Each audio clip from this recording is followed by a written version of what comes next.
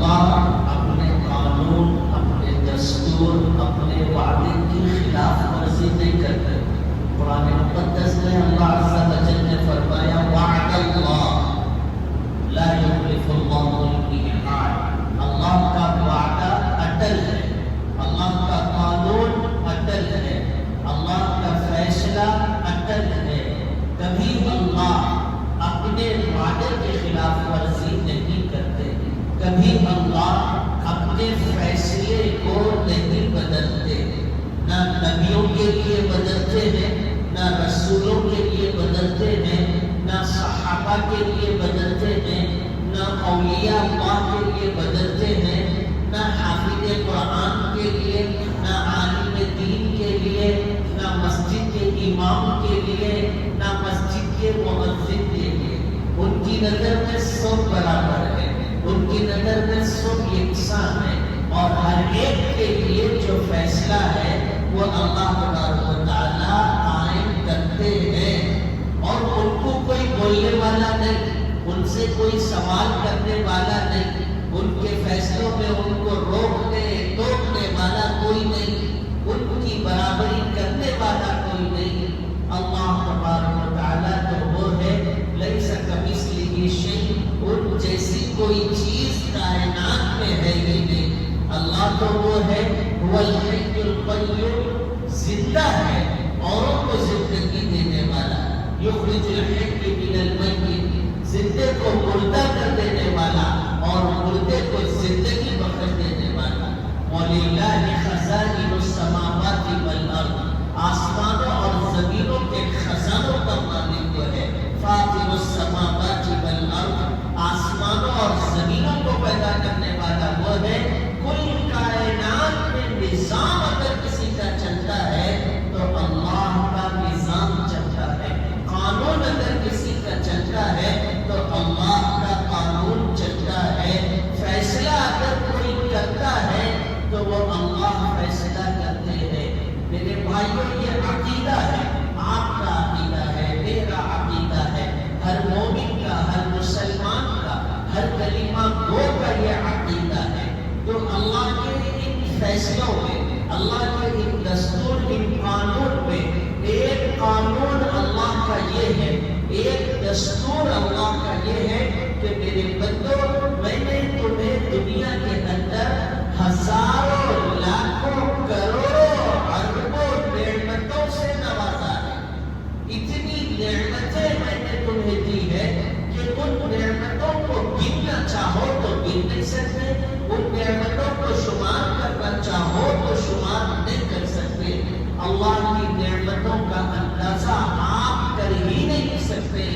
آپ کا ہونا نعمت ہے، آنکھوں کے اندر بصارت کا ہونا نعمت ہے، کان کا ہونا نعمت ہے، کانوں کے اندر قوت سماعت کا ہونا نعمت ہے، زبان کا ہونا نعمت ہے، قوت گویائی اس کے اندر ہونا نعمت ہے، ہاتھ کا ہونا نعمت ہے، ہاتھوں کے اندر پکڑنے کی طاقت کا ہونا یہ بھی نعمت ہے، پیر کا ہونا نعمت ہے، پیروں سے چلنا پھرنا یہ بھی ایک نعمت ہے۔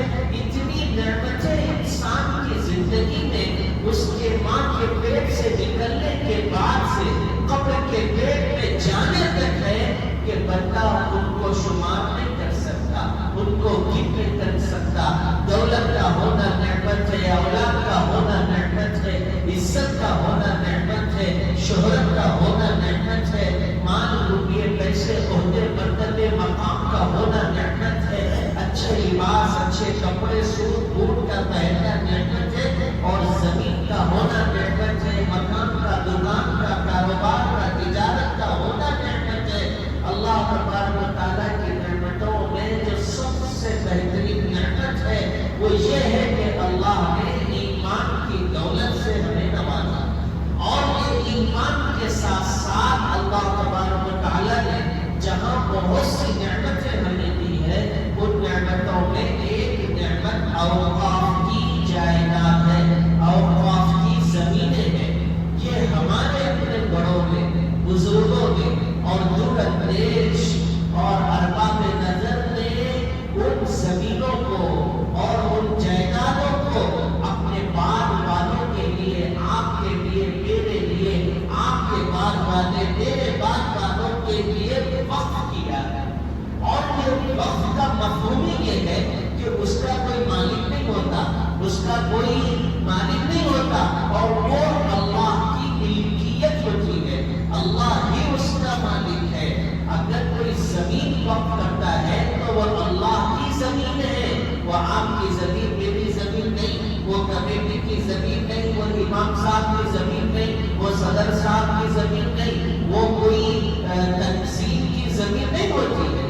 اللہ اس کا مالک ہے، اللہ اس کا خالق ہے، اختیار اللہ کا ہے. اسی لیے بھائیوں کہا گیا کہ مسجد کے لیے اگر زمین وقف کر دی جاتی ہے تو وہ زمین صبح قیامت تک مسجد ہی ہوتی ہے. اب وہ زمین پر جو مسجد بنائی جائے گی صبح قیامت تک وہ مسجد ہے. اس کو گرا کر عمارت نہیں بنا سکتے، اس کو اٹھا کر کے آپ کوئی کمپلیکس نہیں بنا سکتے. اور وہ مسجد وہ ہے جو اللہ کا گھر ہے، اس کے اندر کوئی مالک نہیں ہوتا. اوقات کی زمین کے مالک ہم بھی نہیں ہیں، مگر وقف کے نام سے جو بل پاس کیا جا رہا ہے اس بل کا نچوڑ یہ ہے کہ حکومت اب اس کی مالک ہوگی، حکومت اس کو اپنے قبضے لے لے گی، حکومت کا اس پر اختیار ہوگا. اس طرح نہ ہماری مسجدیں محفوظ ہو سکتی ہے، اس طرح نہ ہمارے مدارس محفوظ ہو سکتے ہیں، اس طرح ہماری خانقاہیں درگاہیں محفوظ نہیں ہو سکتی. اور اس طرح بہت سی زمینیں جو ہمارے اپنے بزرگوں نے وقف کی ہیں وہ زمینیں ہماری اپنی نہیں ہو سکتی. میرے بھائیوں، ہم یہ سمجھتے ہیں کہ وقف کا مسئلہ صرف مسلمانوں کا مسئلہ، صرف اسلام کا مسئلہ یہی نہیں ہے، بلکہ اس بل کے ذریعے سے ہندوستان کے جمہوریت کو اور اس کے قانون کو اور ہندوستان کے آئین کو توڑا گیا ہے. اس کے اندر بہت سے آرٹیکلز کا خلاف ورزی اس بل کے اندر کی گئی. تو مسئلہ صرف اسلام کا، مسلمانوں کا نہیں، بلکہ بھارت کا مسئلہ ہے، ہندوستان کا مسئلہ ہے، یہاں کی جمہوریت کا مسئلہ، یہاں کے قانون اور دستور کا مسئلہ ہے. اور آپ کو معلوم ہونا چاہیے کہ ہمارا ملک ہندوستان غربت کے باوجود، ہمارا ملک ہندوستان پستی کے باوجود، ہمارا ملک ہندوستان کثیر آبادی کے باوجود بھی طاقتور ہے، قوت والا ہے. یہاں امن ہے، یہاں پر آشتی ہے، یہاں پر خوشگوار ماحول ہے. اس کی بنیادی وجہ یہ ہے کہ یہاں پر دستور ہے، یہاں پر قانون ہے. ہر ایک کو اس کا اپنا حصہ دیا جاتا ہے، ہر ایک کو اس کے اپنی مذہبی آزادی کے ساتھ جینے کا حق ہندوستان کے اندر ہے. اس ملک کے علاوہ دنیا کے کوئی ملک ایسے نہیں ہے جہاں پر ہر ایک کو اس کی مذہبی تشخص کے ساتھ جینے کی آزادی دی گئی ہو. کہیں پر اذان پر پابندی، کہیں پر اسلامی لباس پر پابندی. کتنے ملک ہیں جہاں پر مساجد بنائے نہیں جا سکتے، کتنے ملک ہیں جہاں پر چہرہ چھوڑنے پر بھی پابندی ہے، کتنے ملک ہیں جہاں پر آپ نماز پڑھنے کے لیے 4 سے 6 افراد مل کر جماعت کے ساتھ نماز نہیں پڑھ سکتے کھلے عام، بلکہ آپ کو چھپ چھپا کر کے نماز پڑھنی پڑتی ہے. بہت سے ایسے ملک ہیں جہاں پر اسلام پر عمل کرنا مشکل ہے، مگر واحد ہمارا ملک ہندوستان ایسا ہے جہاں آپ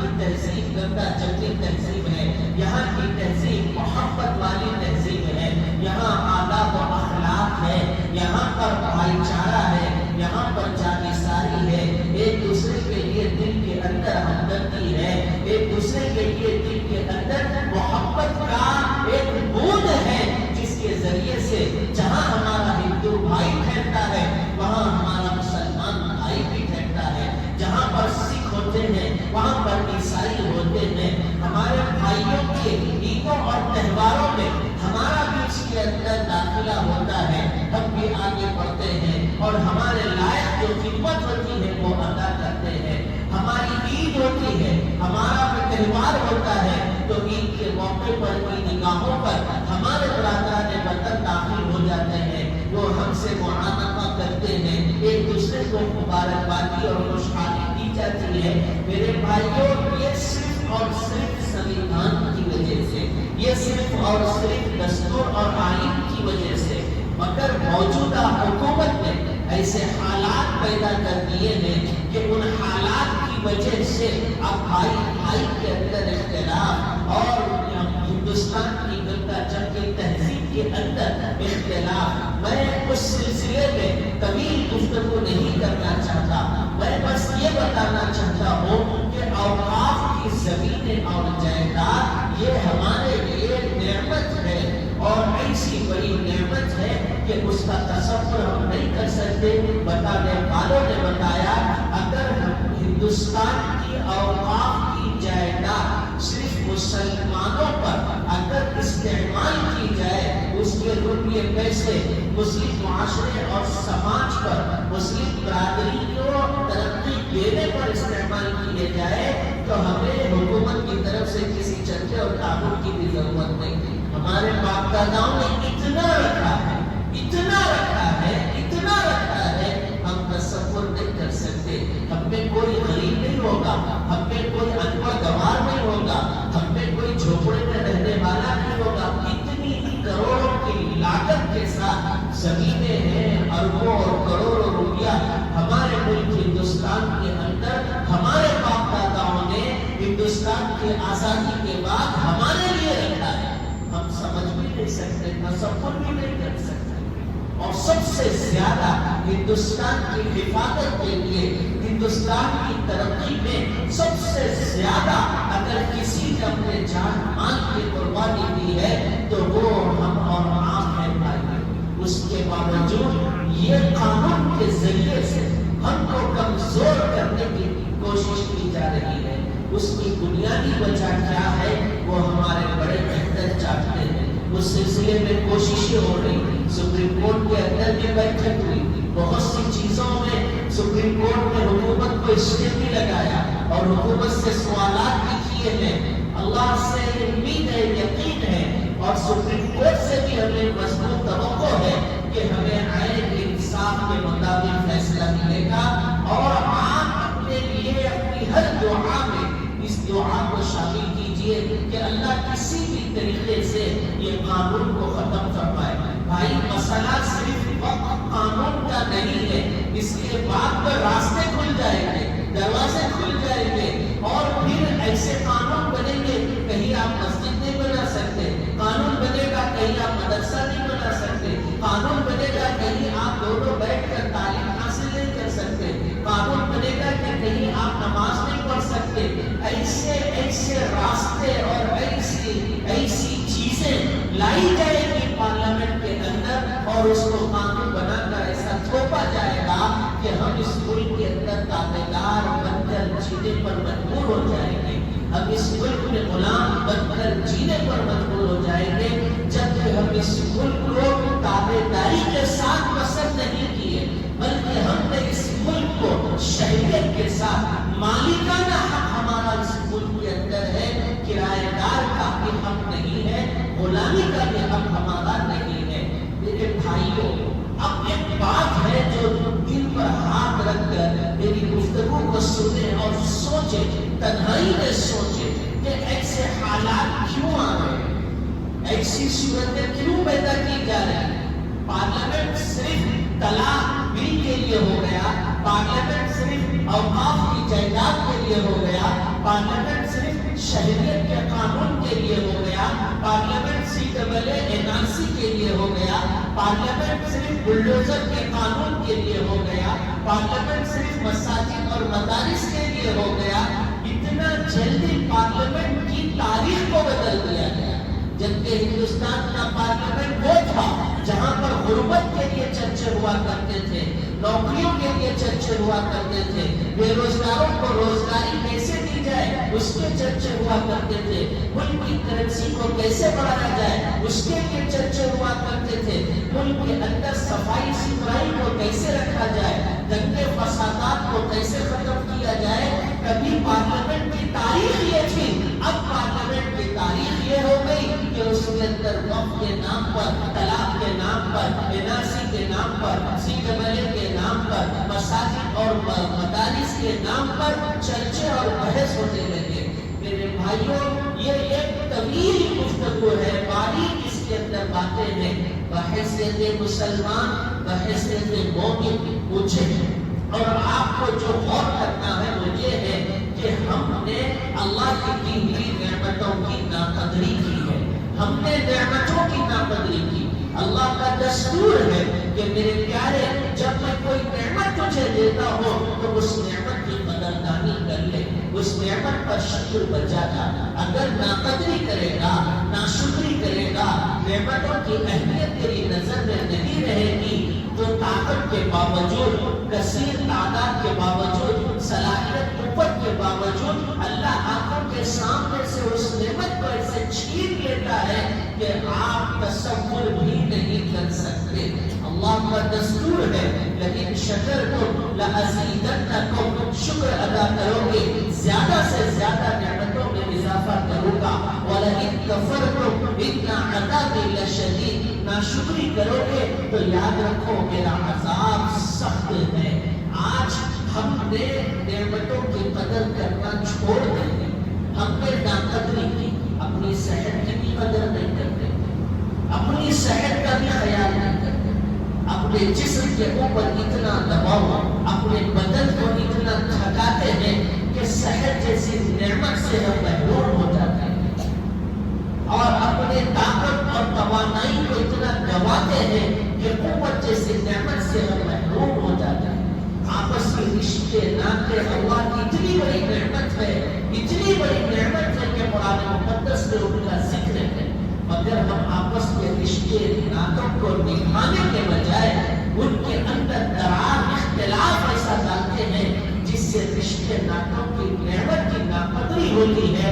تو پھر اللہ تبارک و تعالیٰ بھائی کو بھائی سے دور کر دیتا ہے، ماں باپ اولاد سے دور ہو جاتے ہیں، اولاد ماں باپ سے دور ہو جاتے ہیں. روپیہ پیسہ اتنی بڑی اللہ کی نعمت ہے، ہم اس کی ناقدری کرتے ہوئے 10 روپے کے بجائے 20 روپیہ خرچ کرتے ہیں. جو دعوت 25,000 میں ہوتی ہے اس کو 1 لاکھ میں کرنے کی کوشش کرتے ہیں. جو شادی 2 سے 3 لاکھ میں ہوتی ہے اس کو 5 سے 7 لاکھ میں کرنے کی کوشش کرتے ہیں. جب نعمتوں کی پیسے جیسی نعمت کی ناقدری ہوتی ہے تو اللہ فقیر بنا دیتا ہے، قلاش ہو جاتے ہیں، محتاج اور بے بس ہو جاتے ہیں. اور ایسا بیچا روپیہ پیسہ خرچ کرنے والوں کو قرآن نے شیطان کا بھائی کہا. میں 2-3 مثالیں آپ کے سامنے اس لیے رکھا اب آپ کا ذہن بن جائے، آپ اپنی زندگی پر غور کریں کہ میں اپنی زندگی کی کون کون سی نعمتوں کی ناقدری کر رہا ہوں اور ناشکری کر رہا ہوں. اگر میں نے وہ نعمتوں کی ناقدری کی، ناشکری کی، تو فوراً پلٹ کر اس کا خمیازہ اور اس کا بدلہ ضرور تم پر آنے والا ہے. تو ٹھیک بھائیوں، ہم نے اوقاف کی زمینوں کی ناقدری کی ہے. مجھے کھل کر کہنے دیجئے کہ مسجد کے تحت زمینیں ہیں، کتنے بلڈر ہیں جو قبضہ کر کے اس کی پلاٹنگ کر دیے، نام نہیں، نشان نہیں. قبرستان کی زمینیں ہیں، بڑے بڑے کمپلیکس اس پر کھڑا کر دیے. ان قبرستانوں میں مردوں کو دفنانے کے لیے بھی جگہ نہیں ہے. اور کتنی ایسی درگاہیں ہیں جن کے سجادہ نشین نے ان درگاہوں کے تحت زمینوں کو کروڑوں روپے میں بیچا. ایک زمین لاکھوں کروڑوں روپے میں فروخت کر دی گئی. اور نتیجہ یہ ہوا جب بے ایمانوں نے نعمتوں کی ناقدری کی، اوقاف کی زمینوں کی قدر نہیں کی، تو اللہ نے ایسے ظالموں کو مسلط کیا اور قانون بنا کر ہمارے منہ پر تھوپ دیا. میرے پیاروں، میرے بھائیوں، میرے بزرگوں، میرے نوجوان دوستوں، میری اس بات کو اچھی طرح سے سمجھیں کہ آپ نعمتوں کی قدر کرنے والے بنے. اور یہ حالات آتے ہیں آزمائش کے لیے، حالات آتے ہیں اللہ کی طرف رجوع ہونے کے لیے، حالات اور مسائل اس لیے آتے ہیں اللہ کے سامنے آہوزاری کر کے معافی طلبی کرنے کے یہ بہترین موقع ہے کہ ہم اللہ کی طرف رجوع ہو جائیں اور اللہ سے معافی کریں، اللہ سے توبہ کریں اور اللہ سے کہیں کہ پروردگار عالم ہم سے ناقدری ہوئی، اوقاف کی زمینوں کی ہم نے حفاظت نہیں کی، حکومت کیا کھائے گی، ہمارے لیے اپنے اتنا کھا گئے کہ اس کا اندازہ نہیں، حکومت نے تھوڑا بہت کیا قبضہ کیا، ہمارے اپنے بڑوں نے اتنا قبضہ کیا کچھ تصور نہیں کر سکتے۔